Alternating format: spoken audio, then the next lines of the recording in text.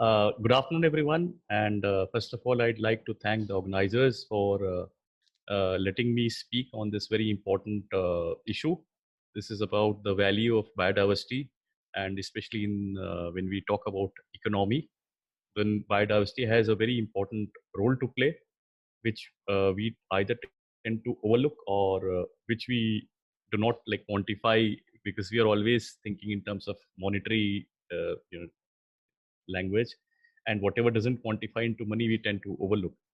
So I'll be speaking on this very important topic. This is about biodiversity and economy. So I'll start my presentation here. So let's talk about the economics of biodiversity. So if we look at the economics of biodiversity, then we can basically quantify it into two parts. The first is called the direct use value, something that can be quantified in monetary terms, in terms of, say, a part of your GDP. And the other part is the indirect use values, which does not really generate money, but there are goods and services which are very beneficial to all of us and even for the survival of the human race and this planet. So talking about the direct use values, it is estimated that the global economic value of forest ecosystem goods and services is 4.7 trillion annually. Now that's a huge amount of money. This is about the direct use values of biodiversity, and as you can see, it's very substantial. And if we talk about the indirect use values, then the most comprehensive global estimates, they value the ecosystem services that is provided by the biodiversity at US dollar 125 to 140 trillion US dollars, which is about 1.5 times the size of the global GDP. I emphasize that the indirect use values is 1.5 times the global GDP. So that's a huge amount of money, huge amount of indirect use values that the biodiversity is generating. So now let's look at the issues here. The first issue is that the biodiversity loss is among the top global risks to the society. When we talk about the climate change, or when we talk about the different environmental impacts that is happening all across the globe, then this is one very important impact or change that is happening, is that the biodiversity is slowly and slowly disappearing, and it's a global risk. So it's one of the top global risk to the society for our survival, for the survival of the mankind. Now, there are many studies on this, and one study that has been done, they estimate that the natural forests have declined by 6.5 million hectares per year. Now, 6.5 million hectares per year globally between 2010 and 2015. So if you look at this particular area, the size, the extent of the biodiversity loss or the loss of the natural forest, then it is equivalent to an area larger than the United Kingdom. So every year we are losing a substantial amount of forest all across the globe. Now you would have come across some news items or some articles which talk about wetlands. Now the wetlands are basically the water bodies, and especially if we talk about the inland wetlands, then they are very important for bird conservation point of view, and they also generate a lot of other income, for example, say for example fishing. So the natural wetlands declined by 35% between 1970 and 2015. So this is a 35-year time frame we are talking about, and the natural wetlands, they have declined by 35%. So can you imagine the amount of loss that we are having? We have lost our water bodies, wetlands, by 35%. And all of you would know the importance of the corals, the coral reefs. They are very highly productive systems, and especially if you look at the fishing industry, then it is a very important ecosystem. And the corals, they're also like a living body. I think, as you all know, that they are living animals virtually, and they regenerate every year, and more get added on to it. And some coral islands have also been formed over the years. So the 30% of the corals or the coral reefs that we have, they are now at the risk of, of their survival is at risk from bleaching. When the conditions are adverse or when there is a lot of environmental impact, then the corals tend to die off, they start dying, and then they become white or they get bleached. So there's a huge impact on the corals, and eventually on our, it will have a lot of offshoots and a lot of impacts on the way that we live, or on our survival as well. And there has been local extinction of 60% vertebrate population since 1970. So take for instance the cheetah, the Asiatic cheetah that was once found in India. And after the 1960s, it is not found anymore in India. And there is only one surviving population of the Asiatic cheetah, that is in Iran. And similarly, we have the Asiatic lion, and there's only one surviving population in the world in a place called Gir in Gujarat. You would all know about it. Yeah. And this is a repetition of what was done earlier. Now let's look at the way forward. What is the way forward is that we need to devise some steps so that like we can save the biodiversity in the longer duration of time. We leave something for our children to, as a legacy.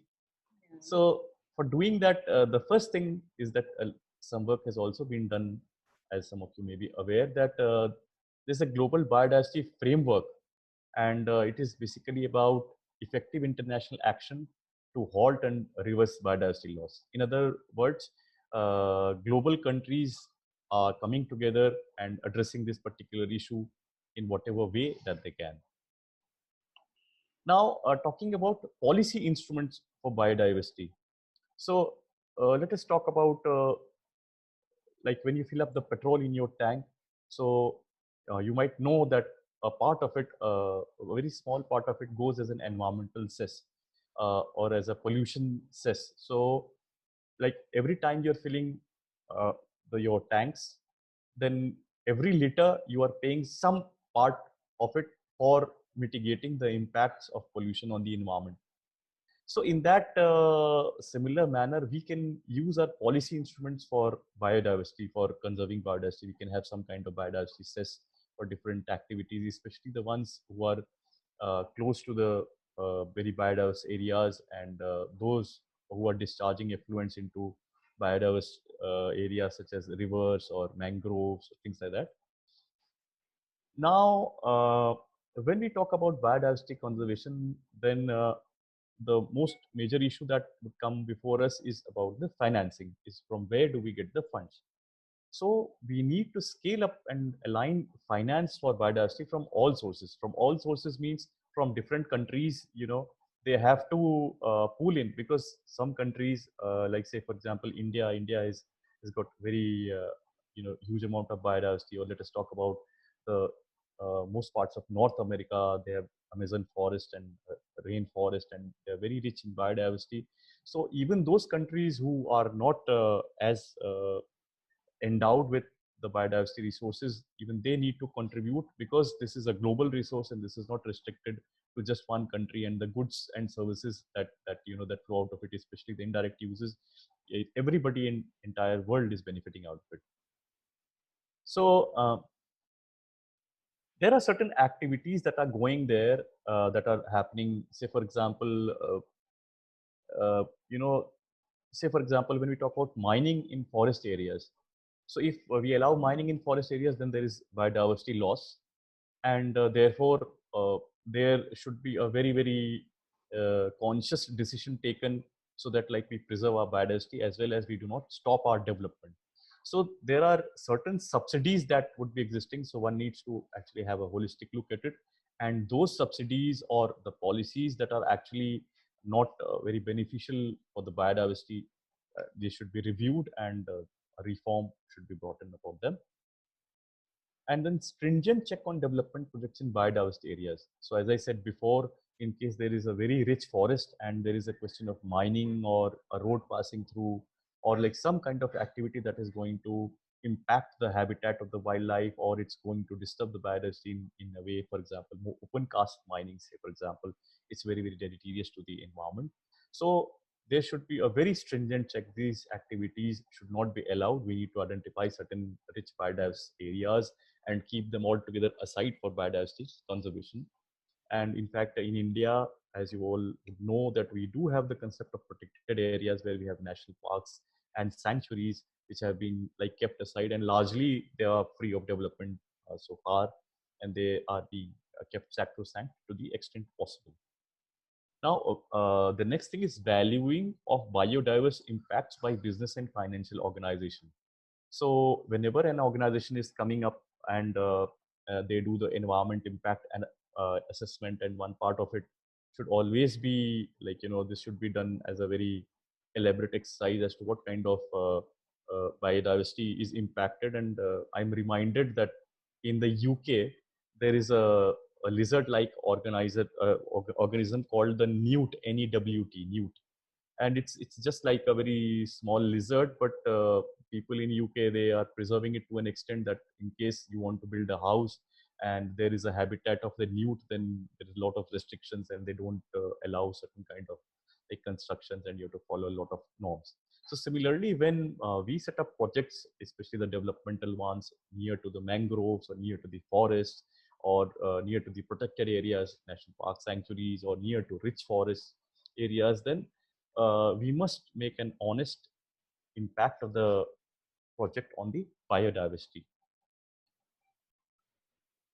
So I would like to end here by saying that, like, if you think that economy is more important than the environment, then you should really try to count your money by holding your breath. So, and if we, if we just focus on economy and do not take into account our environment, then all we would be left with is, as you can see in this particular slide, is tall buildings, and there would absolutely be nothing, and it's going to impact our lifestyle in a major way. And as you can see yourself, the pollution levels in the cities are rising because of loss of greenery, and all of us are feeling that due to the loss of the forest, we have floods, flash floods at times, and there's a lot of devastation that is being caused due to loss of biodiversity, loss of forest, and the resultant climate change. Thank you very much.